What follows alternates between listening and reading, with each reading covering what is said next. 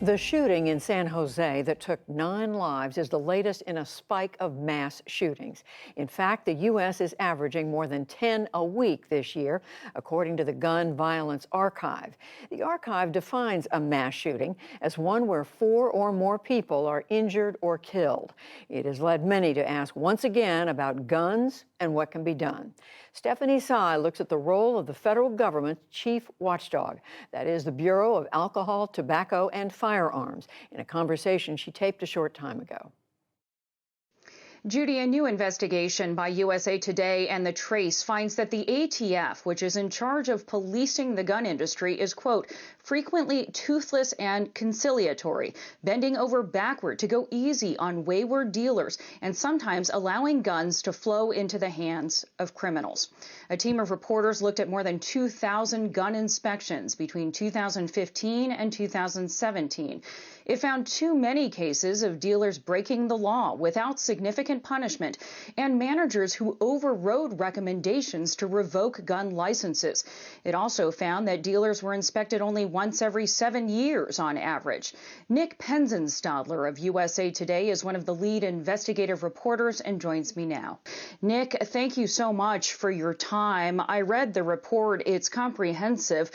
And every time there's another mass shooting in this country, we ask these questions. Where can this cycle be broken? Your investigation focuses on that point of sale of the gun. What did you find that the ATF is falling short on there? And what's an example you found? Right. We found a two-part problem here. We found gun sellers not following the rules and not living up to their promise to do the paperwork correctly and to ask for identification and record all the information about gun buyers correctly. And then we also found the ATF, who came to inspect those gun shops, not following up on their inspections and revoking licenses or doing any meaningful punishment to correct this action. You specifically found that field investigators are coming up with recommendations and warnings. In some cases, they're recommending that a license to sell a gun be revoked, and higher ups are overruling that. I guess the question is, why is that happening? Well, there's tremendous pressure to not shut down a gun shop, especially for these paperwork errors. But we're really focused on these willful violations when a gun shop is given a second chance and a third chance, and they still can't seem to get it right. And many times a field investigator, like you said, will recommend them for revocation, but then a higher up will give them some more leniency and another chance to reform. And that's really based on this effort to get compliance versus shutting down a business. Are there valid reasons for why they would overrule a recommendation to revoke a license? Is it because they want to keep businesses open, or is there something more nefarious you found? We certainly saw many reasons. I mean, we saw reasons ranging from this shop just opened, we need to give them a chance to get their feet under them, to this shop has been open for decades, let's give them a break because this is only a few mistakes in hundreds and thousands of sales. So we also saw that number based on volume. If a shop sold a ton of guns and they had a small number of errors, obviously the ATF would give them a little more leniency. But really the concern is that the ATF is unwilling or unable to shut down shops because of the political pressure and the legal resources it takes to string those out. Because of political pressure, and gun shop owners seem to understand that. Your report suggests that former ATF officials believe that this culture of leniency is understood by gun shop owners. So are we just talking about owners not filling out paperwork, Nick, or are we talking about real world consequences? Did you find a connection between criminality and the lack of oversight that you report by the ATF?